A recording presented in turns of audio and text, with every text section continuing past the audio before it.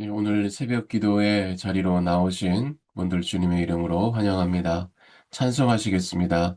찬송가 254장 내 주의 보혈은 내 주의 보혈은 정하고 정하다 내 죄를 정케 하신 주 날 오라 하신다 내가 주께로 지금 가오니 십자가의 보혈로 날 씻어 주소서 약하고 추해도 주께로 나가면 힘 주시고 내 추함을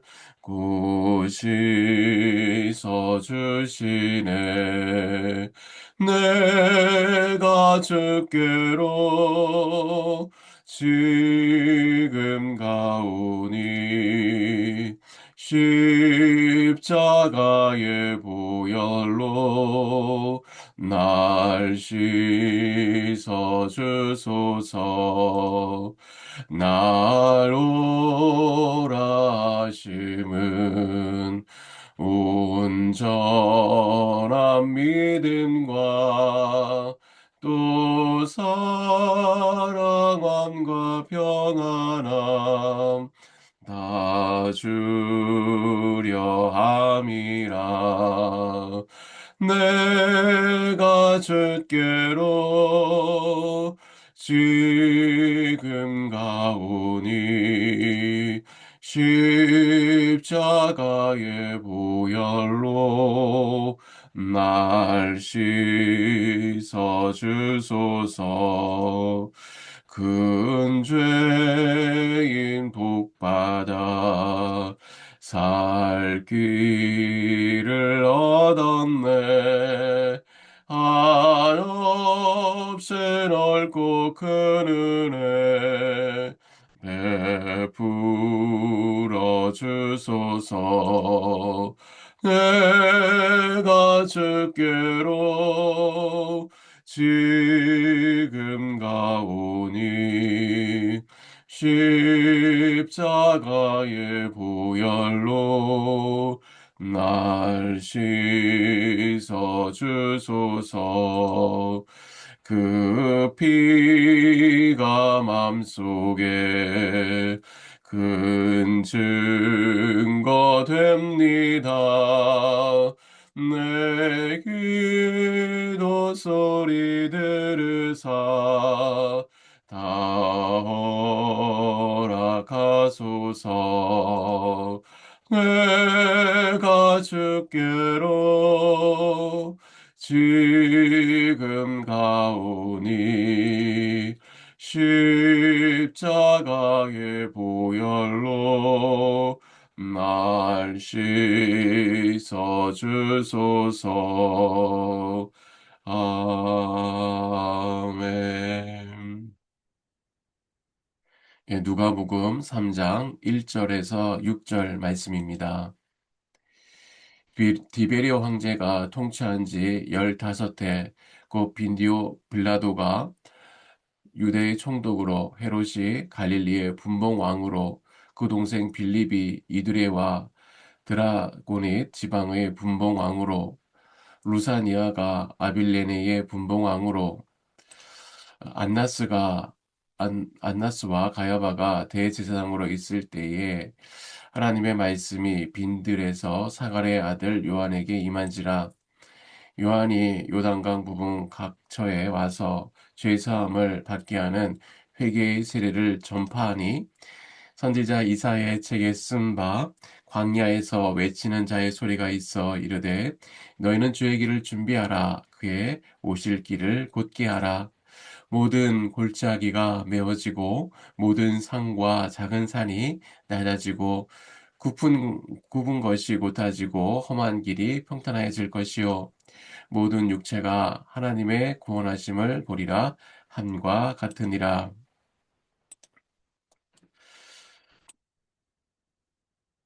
예, 오늘은 누가복음 말씀으로 나눕니다. 아, 오늘 본문은 좀 흥미로운 방식으로 시작합니다. 아, 이름이 이렇게 흔히 예, 많이 나오는 본문은 많지 않습니다. 황제, 총독, 대제사장. 누가는 마치 신문을 쓰는 것처럼 지금 이때 세상은 이렇게 돌아가고 있다고 설명합니다. 그런데 더 흥미로운 건 그 다음입니다.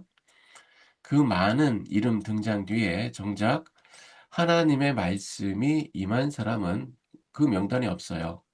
하나님의 말씀은 황제에게도 총독에게도 또 성전 대제사장에게도 임하지 않았습니다. 그럼 어디에 임했을까요? 오늘 말씀은 하나님 말씀이 어디에서 들리는지 그리고 그 말씀이 우리 삶을 어떻게 바꾸는지를 보여줍니다. 오늘 본문을 따라가다 보면 말씀이 임하는 자리, 그 말씀 앞에 삶의 방향이 바뀌는 그리고 결국 새로워지는 삶의 길을 보게 됩니다. 이제 말씀을 함께 보겠습니다. 먼저 하나님의 말씀은 화려한 자리보다 광야 같은 자리에 임합니다. 누가는 본문에 많은 사람들의 이름을 나열하죠. 디베리 왕제, 본디오 빌라도, 헤롯, 동색 빌립, 루사니아, 그리고 안나스 가바야까지. 어, 이 본문을 읽는 입장에서 좀 빨리 지나가고 싶은 부분이기도 합니다. 그런데 아마 누가는 일부러 이렇게 길게 썼을 것이에요. 지금 이때는 이런 시대다라는 것을 보여주시려는 것이죠. 한마디로 말하면 세상이 아주 체계적으로 아주 강하게 돌아가고 있던 때입니다. 정치도 있고, 종교도 있고, 권력도 질서도 분명했습니다. 사람들이 보기에 하나님의 말씀이 임해야 할 자리라면 이름이 불린 사람들 중에 한 명에게 임하는 것이 자연스러워 보입니다. 그런데 누가는 어, 잠시 멈추더니 이렇게 기록합니다. 그때 하나님의 말씀이 여기서 우리는 그럼 황제에게 임했나 총독에게 임했나 대제사장에게 임했나 라고 기대할 수 있죠. 그런데 누가의 대답은 전혀 다릅니다. 하나님의 말씀이 빈들에서 사가랴의 아들 요한에게 임한지라. 말씀은 세상의 가장 중심이 아니라 가장 변두리에 임했어요. 궁궐도 아니고 성전도 아니고 회의실도 아닙니다. 아무것도 없는 광야였습니다. 왜 하필 광야였을까요? 성경을 곰곰이 읽어보다 보면 광야는 특별한 곳입니다. 광야는 편안한 곳이 아니지만 다른 소리가 줄어드는 곳이죠. 사람의 말이 적고 설명도 없고 변명도 없는 자리입니다. 그래서 오히려 하나님의 말씀이 또렷해지는 자리입니다. 아마 요한은 그곳에서 사람들의 평가를 들었을 필요도 없고 또 자신을 증명할 필요도 없었을 것이에요. 그저 하나님 앞에 서 있었을 것입니다. 그리고 그때 하나님께서 말씀하셨습니다. 때로는 어, 바빠서 하나님의 말씀을 듣지 못한다라고 생각하기도 합니다. 그러나 하나님의 말씀은 우리가 조용한 자리, 우리 마음이 비어 있는 자리, 어, 때 하나님께서 우리에게 말씀하십니다. 저에게도 그런 경험이 있어요. 사역을 하다 보면 많은 생각을 하게 되죠. 또 설교 준비를 하다 보면 많은 자료들 앞에서 오히려 정리가 되지 않을 때가 있습니다. 아, 더 복잡해질 때가 있어요. 그런데 어느 날 아주 이른 새벽에 아무것도 하지 않고 그저 잠잠히 앉아 있었던 기억이 있습니다. 기도를 길게 하지도 않고 또 해답을 달라고 조급하게 묻지도 않았습니다. 그냥 하나님 앞에 조용히 앉아 있었어요. 그때 제 마음속에 한 마음이 떠올랐습니다. 지금은 서두를 때가 아니다. 저는 깨달았습니다. 하나님의 말씀은 내가 잠잠할 때 들린다는 것이에요. 하루 중에 언제든지 잠시 시간을 내서 잠잠히 하나님과 함께 시간을 가지며 성경 한 구절을 깊이 묵상하고 하나님 앞에 조용히 서 있을 때 그것이 바로 그것이 강야인 것입니다. 그리고 그곳에서 하나님께서 오늘도 우리에게 말씀하실 줄 믿습니다. 두 번째로 회개는 자책이 아니라 방향을 돌려 주기로 가는 길입니다. 첫 번째는 말씀이 어떻게 임하는지를 함께 살펴보았는데 말씀의 임한 자리에는 곧 회개의 삶으로 이어지는 것입니다. 3 절을 한번 보시겠습니다. 요한이 무엇을 전했는지 아주 분명하게 나옵니다. 요한이 죄 사함을 얻게 하는 회개의 세례를 전파하니 여기서 눈에 들어오는 단어가 회개입니다. 그런데 우리가 흔히 회개라고 하면 이런 생각을 떠오르죠. '아 또 실패했구나. 나는 왜 이 모양일까?' 이런 자책부터 떠오를 때가 있습니다. 하지만 오늘 본문이 말하는 회개는 그렇게 자신을 때리는 시간이 아니에요. 그런 뜻이 아닙니다. 회개는 방향의 전환이에요. 지금 내가 서 있는 방향을 바꾸는 것입니다. 진심으로 참여하며 바꾸는 것이에요. 요한이 전한 회개의 세례를 조금 더 쉽게 어 말하면 이렇습니다. 내가 스스로를 깨끗하게 만들라는 말이 아닙니다. 지금 방향을 돌려 하나님께 나오라는 것이에요. 어 본문은 죄 사함을 얻게 하는 회개의 세례라고 말합니다. 이렇게 생각하면 됩니다. 이 말은 회개가 죄를 씻어 준다는 뜻이 아닙니다. 요한이 죄를 사해 줄 수 있는 것도 아니했어요. 회개는 죄 사함을 가능하게 하는 길, 곧 죄 사함으로 나아가게 하는 방향 전환입니다. 아마 요한에게 나온 사람들 가운데 마음이 무거운 사람들이 많았을 것이에요. '이렇게 살아도 될까? 돌아갈 수 있기는 할 것일까?' 그런 마음으로 요단강 앞에 섰을 것입니다. 요한은 그들에게 이렇게 말한 것이에요. 지금 여기까지 온 것 그 자체가 이미 방향을 튼 것입니다. 오늘 부른 찬송가 254 장에 이런 내용이 나옵니다. 이런 내용이 떠오르는데요. 약하고 추해도 주께로 나가면 약하고 추해도 주께로 나가면 이 찬송가는 이렇게 말하지 않죠. 먼저 깨끗해져라. 먼저 고쳐 놓으라고 말하지 않고 뭐 그저 그대로 주께로 나아가라고 말합니다. 그리고 이어서 이렇게 찬송합니다. 십자가의 보혈로 날 씻어 주소서. 네, 이것이 회개입니다. 회개는 내가 나를 씻는 것이 아니에요. 회개는 씻김 받으러 나아가는 것입니다. 죄를 붙잡고 씨름하는 것이 아니라 죄를 내려놓고 십자가 앞으로 나아가 주님께 맡기는 것입니다. 성경 원어로 보면 사함이란 말은 죄를 내보낸다, 풀어준다는 뜻을 가지고 있어요. 그러니까 죄는 내가 죄를 끌어안고 있는 것이 아니라 주님께 보내버리는 것입니다. 어제 실패가 있어도 어제 넘어졌어도 이 새벽은 다시 방향을 돌릴 수 있는 것이에요. 어제 저녁과 오늘을 규정하지 않아도 됩니다. 오늘 방향을 바꿀 수 있는 시간이면 충분합니다. 야, 주님, 이 새벽에 주님께로 다시 나아가겠습니다 하는 그 고백 위에 하나님께서 이미 우리에게 큰 은혜의 길을 열어주실 줄 믿습니다. 세 번째, 주의 길을 곧게 하는 말은 삶의 길을 하나님 앞에 정리하라는 뜻입니다. 4절부터 6절 말씀 다시 한번 보시겠습니다. 요한의 메시지가 조금 더 구체적으로 풀어집니다. 주의 길을 준비하라. 그 오실 길을 곧게 하라. 이 말은 우리가 너무 잘 아는 말씀입니다. 이 장면을 이렇게 생각하면 이해가 됩니다. 옛날에는 왕이 어느 지역을 방문하면 사람들이 미리 길을 고쳤어요. 울퉁불퉁한 곳은 메우고 마차가 걸릴 만한 그런 돌들은 치우고 또 길을 평평하게 만들었어요. 왕이 오시기 전부터 길부터 정리한 것입니다. 이사의 예언을 요한이 다시 불러오는 이유도 바로 이것입니다. 모든 골짜기가 메워지고 모든 산과 작은 산이 낮아지고 굽은 곳이 곧아지고 험한 길이 평탄해질 것이다. 이 말은 마치 그 도로 공사를 하는 것처럼 들리지만 사실은 우리의 마음의 이야기입니다. 마음의 골짜기는 무엇일까요? 마음이 꽂어 있는 자리입니다. 포기하고 싶은 마음, 우울한 마음, 안 될 거야 같은 내려앉은 마음입니다.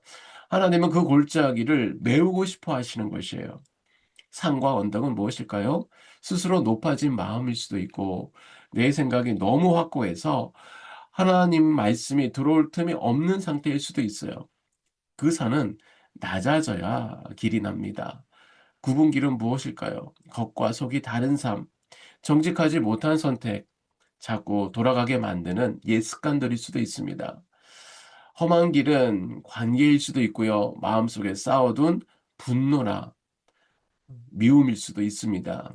요한이 말하는 것이 이것이에요.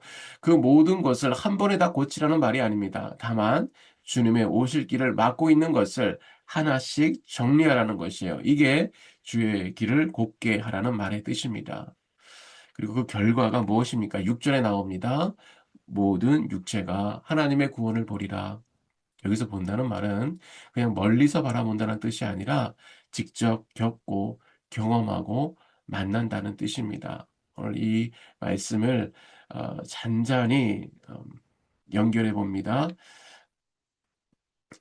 말씀을 듣고 방향을 돌리고 그리고 삶의 길을 조금씩 정리하다 보면 어느 순간 하나님의 구원이 개념이 아니라 현실로 다가옵니다. 주의 길을 곱게 하라는 말은 완벽해지라는 뜻이 아니에요. 주님을 모시기에 나의 삶의 자리를 조금씩 비워두라는 초대입니다. 그렇게 길을 열어갈 때에 어느새 하나님이 나와 함께 하시는구나. 말씀대로 모든 육체가 하나님의 구원을 보게 되실 줄 믿습니다.